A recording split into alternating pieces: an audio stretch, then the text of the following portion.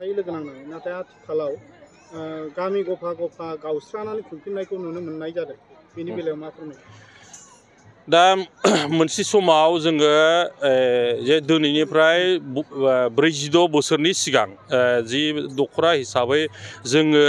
माने खुङाखैमोन। बै समाव गामि हिसाबै मानसिफ्रा मोनसे माने डिसिप्लिनाव बैसागु जानायखौ जों नुनो मोनाखैमोन। दा बेबायदि माने नुयैनि खारनावनो बे ओनसोलनि जायफ्रा गोरों गोरा बै समाव बे रंजालि बैसागु जायफ्रा सानखांनाय माने दानानै गालांबाय बिथांमोननि बिहोमानि दारैनो जों दिनै दुलाराय बे माने महनपुर दखरा हिसाबै जों रंजालि बैसागु माने आफादा जि खुंबाय थादों बेयाव खौसेयै गासैबो बेयाव ज' जाफैदों आरो खुंबोबाय थादों। नाथाय बिनि गेजेरावनो गामि गामि जुदि खुङोब्ला माने जोंनि गेजेराव बे डिसिप्लिना थानाय नङा। जोंनि गेजेराव माने गावस्रालायनाय फैगोन आरो बेयो जोंनि गेजेराव मोनसे बादायनाय बा दानि जि जौगानाय जि राव हारिमुखौ लानानै जों जेरखम थांना थानो नागिरदों बेवहाय माने एसे आद्रा जागोन आरो जोंनियाव खौसेथिया थानाय नङा, अनलायनाया थानाय नङा। मानो होननांगौ बे महनपुर दखरा रंजालि बैसागु हिसाबै बेयाव माने जोंहा बेयाव गासैबो बे एरियानि जेसेबांखिनि बर'फोर दङ गासैबो माने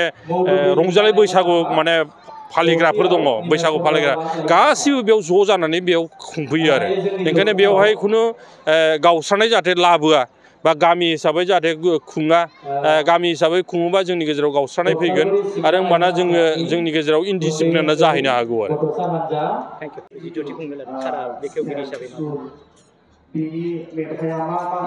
महनपुर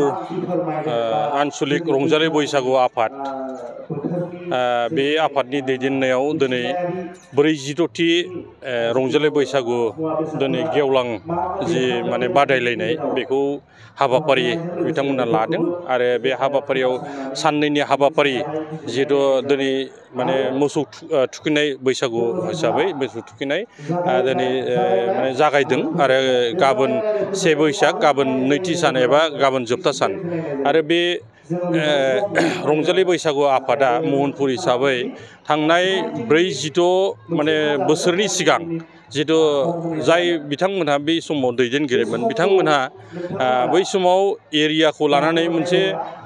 सिन्था खालामदोंमोन, सानखांदोंमोन जिहेतु जोंनि गेजेराव गामि गामि हिसाबै बैसागु जुदि खुङोब्ला बेयाव मोनसे नेम निथिनि बारा लोंनाय जानाय बा जेराव मोनो बेयावनो माने गोलैलाबायनानै थानाय बा मोखांफ्राव हांगार फुननाय खुनु डिसिप्लिन गैया, गाननाय जोमनाय थिग नङा, मुं नङा, बेबायदि लामा सामा माने गोलैलाबाय थानाय बेफोरखौ नुनानै बै समाव बिथांमोना 46थि बोसोरनि सिगां बे सानखांनानै नैबे आफादखौ लाबोदों आरो माने महनपुर दखरा आन्सलिक हिसाबै रंजालि बैसागु फालिनायसो। दा थांनाय 46 बोसोराव बे खोब मोजां जादों आरो दिनै नुदों जे महनपुर दखरा हिसाबै फ्राय 6-7टा गामिया बेवहाय ज' जाफैयो आरो बोसोरफ्रोमबो बेयाव साननै बा सानथाम बेबायदि हाबाफारि लानानै मोजाङै बयनिबो अननाय रायजो राजाफोरनि सहाय मदद जि एसे एनै माने रायजोफ्रा थाखा फैसा जानाय लोंनाय जि एसे एनै सहाय हरो बेखौ लानानैनो बे माने रंजालि बैसागु फालिबोबाय थादों आरो बेवहाय खोब डिसिप्लिन भाबै जायो आरो बेयाव राव हारिमु माने मोसानाय, मेथाइ खननाय, गाननाय जोमनाय बिनि बादायलायनाय जायो, दामनाय देनाय बादायलायनाय जायो आरो मोजां मोनसे परिबेकनि गेजेराव बे जालांदों आरो। ओंखायनो बेखौ नुनानै खोब मोजां जादों होननानै जोङो बुंनो हायो आरो खोब डिसिप्लिन जादों आरो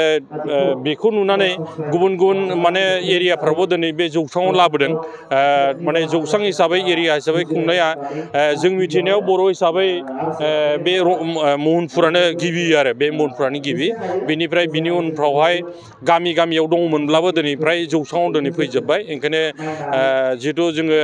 जोंनि राव हारिमुखौ लानानै जों जिहेतु रंजायो आरो बेवहाय रंजानायजों लोगोसे जोंनि जाखांफुनाय सेंग्रा सिख्ला बिथांमोनहाबो मोसानाय, मेथाइ खननाय बेखौ माने राव हारिमुखौ लाखिनायाव जथेस्थ'खिनि इनकारेज मोनो आरो माने एरियायाव मोनसे खौसेथि फैयो आरो एरियायाव मोनसे सिनायलायनाय फैयो, अनलायनाय फैयो। ओंखायनो खोब मोजां जादों आरो बिनि दिनैहाय सेथि साननि बेखेवगिरि हिसाबै आङो गोजोननाय अननाय मोजां मोननाय आरो साफ्रोमनिसिम आङो हामग्लायनाय हरदों फैबाय थानाय दिनाव जाहाथे गासैनिबो जिउआव जाहाथे मोजाङै जाथों न'खराव जाहाथे मोजां अनलायनाय थाथों आफा अबंलावरिया जाहाथे जोंनियाव मोजां देहा मोजां गियान मोजां साननाय हनाय आरो मोजां मावनो थाखाय जाहाथे जोंनाव गियान बुद्धि जाहाथे हरो आरो जाहाथे जोङो राव हारिमुखौ लाखिलांनायाव बयबो जाहाथे सहाय मदद खालामो थांनाय दिनफोराव जोंखौ जेरेखम दैदेनबोबाय ओंखायनो फैबाय थानाय दिनावबो जाहाथे आफा इसोरनि अननायजोंनो जोङो जाहाथे खौसेथियै बेखौ फालिलांबाय थानो हायो बिनि थाखाय आङो बे माने रंजालि बैसागु खुंग्रा आफादनि दारा बे दख'रानि जेसेबांखिनि बैसागु मोजां मोनग्रा मोसाग्रा दङ बा राव हारिमुखौ लाखिग्रा मोजां मोनग्रा दं बिथांमोननिसिम आङो हामग्लायनाय हरदों लोगोसे दुलाराय बर' माहारिनिसिम जाहाथे आङो खावलायहरदों जे जोङो बेबायदि आरो जोंनि फोरबोफोरखौ जाहाथे मोजाङै अनलायनायनि गेजेरजों जाहाथे जोङो मोजाङै मोजां माने फालिलांनायजों लोगोसे जोङो हारि हिसाबै जाहाथे जों थांना थानो हायो बिनि थाखाय माने गासैनिसिमबो माने जाहाथे इनकारेज मोनो बेखौ बिनि थाखाय आङो माने हामलायनायाव आदसा दिनै महनपुर आन्चलिक रंजालि बैसागु खुंथाय आफादा दिनै फैयै फैयै 46 बोसोराव आगान सुरफैबाय बेनिनो जों दिनै 5 जेनेरेसननि दैदेनगिरि होनना बुंनांगोन दा बे समाव जों खावलायगोन आरो साननैनि गाजा गोमजा हाबाफारिजों दिनैनि बे हाबाफारिखौ खुंदों जोङो दा दिनै सेथि हाबाफारि हिसाबै फुंनिफ्राय जोंहा फुंनि समाव मोसौ थुखैनाय हाबाफारि आरो नैथियाव जोंहा खुंखा जानाय हाबाफारि आरो दा फैयै फैयै जोंहा बेलासि समाव जोंनि बिभिन्न खेथ्रआव जेनेबा उन्दै उन्दै गथ'फोरखौ लानानै बा बोराय बुरैखौ लानानै आरो सेंग्रा सिख्ला लाइमोनफोरखौ लानानै गोबां बिथिङाव जों बादायलायनाय हाबाफारि जों लादों इतिमध्ये आरो गाबोननि हाबाफारि महरै जोंहा गेवलां मोसानाय दङ बोराय बुरै दोलो सेंग्रा सिख्ला बोराय बुरै गथ' गथाय गासैबो गेवलां मोसानाय हाबाफारि दङ आरो बेजों लोगोसे जोंहा आइजो मोसानाय बादायनाय दङ दा बेनिनो बे हाबाफारियाव जों प्रग्रामाव सेबखांनानै सिगाङाव बे 46 बोसोराव सिगांनि बिबानगिरिफ्रा जिखिनि थांनानै दङ आरो जिखिनि थांनानै गैला बिथांमोनखौ जों गासैखौबो जों हांख्रायदों जाहाथे गाबोननि बे गेवलां बान्था राननाय हाबाफारियाव जाहाथे बयबो सिगांनि आगुनि बिबानगिरिफ्रा दोलै नोगोरै नुजाथिफैयो बेखौनो जों प्रग्रामनि गेजेरजों आरो नोंथांमोननि मिडियानि गेजेरजों खावलायबाय जाहाथे बर'नि बे आगोमा रंजालि बैसागु फोरबोखौ जाहाथे अखल जोंनि हालामनो नङा दुनियानि गासैबो बर'फ्रा जाहाथे गोबां बर'नि मोसानाय मुसुरनाय हाबाफारिनि गेजेरजों जाहाथे बैसागु फोरबोखौ जों गाजा गोमजायै लाखिगोन आं बेखौनो नोंथांमोननि मिडिया चेनेलनि गेजेरजों आं बयखौबो खावलायनाय जाबाय नंगौ जौसाङाव गोदो गोदाय आबै आबौनि दिनाव जोङो गामि गामि नुयोमोन गामि गामि मागिनाय गामि गामि लोंला जाला बिदिनो लामा दफायाव बिदिनो मागिनाय गारि गुरा थांनायफोरखौ हमथानाय कालेक्सन खालामनाय बिदिनो गामियाव मोनसे रोखोमसो जायामोन आरो गथ'फ्रा गथ' एक्सट्रा सेंग्राफ्रा सेंग्रा एक्सट्रा सिख्लाफ्रा सिख्ला बोराय बुरैफ्रा एक्सट्रा बिदिनो मागिनाय जायोमोन बिदिनो लोंनाय जानाय जायोमोन दा बे बुस्थुखौ जों रोखोमसे खालामनो थाखायनो जोंनि महनपुर हालामाव जों जौसाङाव लाबोनाय जाबाय सिगां बेखौ जों ज' रायलायनायनि गेजेरजों जोङो गामि गामि जयैनो जों खुंदोंमोन लासैनो बेखौ जों रोखोमसे हिसाबै जों जौसाङाव लाबोनो हाबाय दा सिगांनि आगुनि बिबानगिरिफोरखौ आं साबायखर होनो सानो बिथांमोननि नारा नाथा नाजानायनि गेजेरजोंनो दिनैसिम 46 बोसोराव आगान सुरफैबाय जोंनि महनपुर आन्चलिक रंजालि बैसागु आफादा आरो लोगोसेयैनो जों दानि बे परिबेखौ जों 5 जेनेरेसनाव जों मोननो हाबाय आरो बेखौनो आं सिगांनि आगुनि बिबानगिरिफोरखौ आं साबायखर बावगोन जाहाथे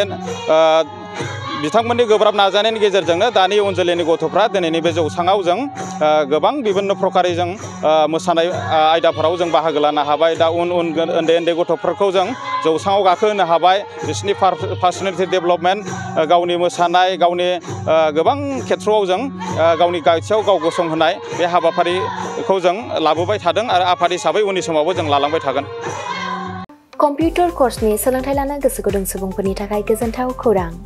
कम्पिउटार कर्सनि थाखाय बेसेन नाङा जासे मुं थिसननायनि खाबुखौ लानानै फैदों क'क्राझार सहरनि खोदोमथलायाव थानाय MS फ्लाइं रुट इनस्टिट्यूशना बयखौबो तो बेहाय क'क्राझार सिङाव थानाय खोदोमथला फ्लाइं रुट इनस्टिट्यूटा हस्पिटेलिटी मैनेजमेंट आरो एविएशननि अनगायै कम्पिउटार कर्सखौबो लन्च खालामनाय जादों गोदान तो बेहाय दा फ्री एडमिशन सोलिगासिनो दङ जेरै जोङो जाभास्क्रिप्ट वेब डिजाइनिं सीसी प्रोग्रामिं बेखौ गासिखौबो होनाय जागोन तो जायफोर कैंडिडेटफोरा गोसो दङ बेहाय माने थाबैनो रेजिस्ट्रेशन खालामनो हागोन एडमिशन फ्री सोलिगासिनो दं एविएशन आरो हस्पिटेलिटी मेनेजमेन्टनि फोरोंथाय होबोबाय थानायजों लोगोसेनो देग्लायनिफ्राय लानानै फैबावदों क'क्राझारनि एमएस फ्लाइं रुट इनस्टिट्यूशना कम्पिउटारनि कर्स आखा-फाखा रोंगौसार फोरोंगिरि आरो मोजां खाबु थानाय बे फसंथानाव PGDCA, DCA, CCA, JavaScript, Web Designing, CC Programming, Illustrator, Stenography with Typing बायदि बायदि कम्पिउटार कर्सफोरनि फोरोंथायखौ नोंथांमोननो होनो थाखाय बे समाव नेनानै दङ क'क्राझारनि खोदोमथलायाव थानाय एमएस फ्लाइं रुट इनस्टिट्यूशना गोदानै जागायनो लानाय कम्पिउटार कर्सनि थाखाय बे समाव एमएस फ्लाइं रुट इनस्टिट्यूशनाव गिबि खेबनि थाखाय मुं थिसनगिरिफोरा बेसेन होनाङालासे मुं थिसननायनि खाबुखौ मोननो हागोन थारैनो नोंथाङाबो कम्पिउटारनि गियान सोलोंनो गोसो दङ नामा जुदि गोसो दङ अब्ला गोबाव खालामाजासे क'क्राझारनि एमएस फ्लाइं रुट इनस्टिट्यूशनाव सुलाद लानो थाखाय नोंथाङा 9394796813 एबा 8099554765 जानबुं अनजिमायाव फोनांजाब खालामदो